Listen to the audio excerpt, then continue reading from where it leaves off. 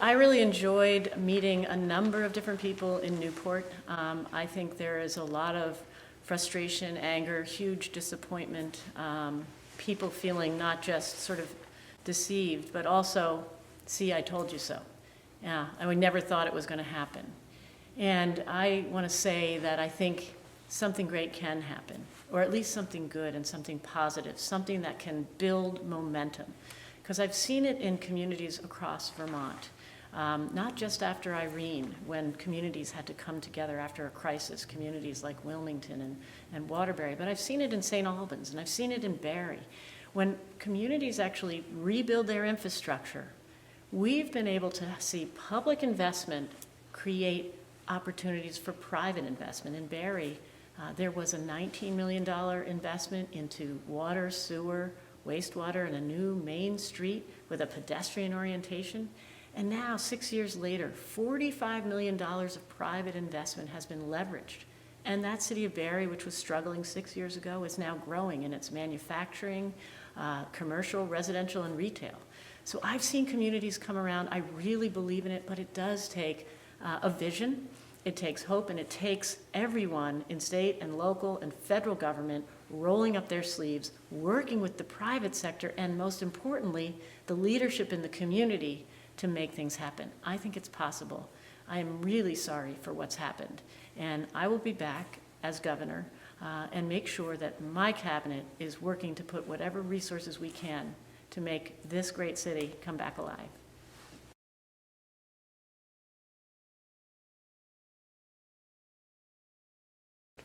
So, Marcia, thanks for your question, and I got to tell you that I think education is the most important thing that we do for our next generation and for our future as a state.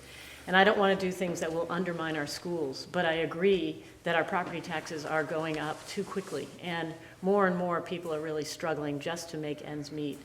And I want to do a few things regarding our property tax. One is to think about whether we can use some of the funding that schools need off of the income tax and not everything on the property tax. But the other thing is to really think differently. In some of the conversations that people are having, communities across the state in response to Act 46 is encouraging people to think differently, not just about school governance, but when we really have a state problem with declining student enrollment, and that's what's driving costs. And there are places where it's really too expensive to keep the schools open as they are.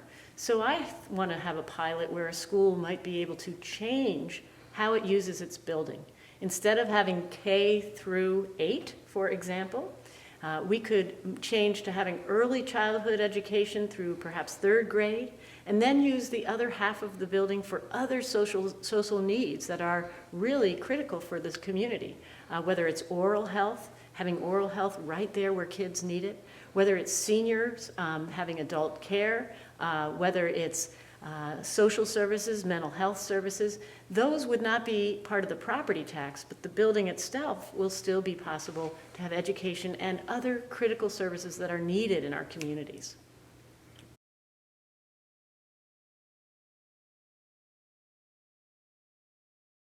So I really hear again and again that too many Vermonters are really struggling to make ends meet and have a lot of cost pressures. Wages are not keeping up with the cost of living. And some of those pressures really are on the property tax. And even the cost of housing, I think we need to increase the supply so that costs can come down. But with respect to taxes, I actually want to rethink how we do our entire tax code system. One of our challenges is that we keep adding a tax here and a tax there to address really important needs, but we never look at the whole picture. When our tax code was developed in the 50s, we had most of our economy was around durable goods. Now, 2/3 of our economy are actually around services, but we haven't changed. So I think we need to look comprehensively at tax reform. If we can broaden the base of taxes, then we can lower the rates. And I think that would be a great place to start.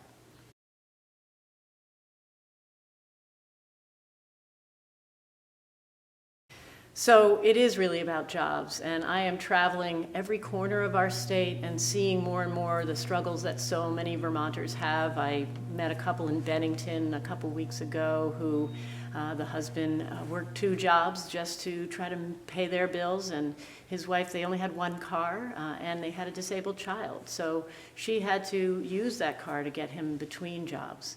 Clearly, more and more people are struggling, and we do need more jobs. We need not just jobs, but livable wage jobs. But what I'm focusing on is getting more Vermonters the qualifications and education and training they need to access those jobs. We have businesses in Vermont that want to grow, but cannot find qualified workers. And at the same time, we have almost half of Vermont kids ending their education after high school. My goal is going to be getting more Vermonters qualified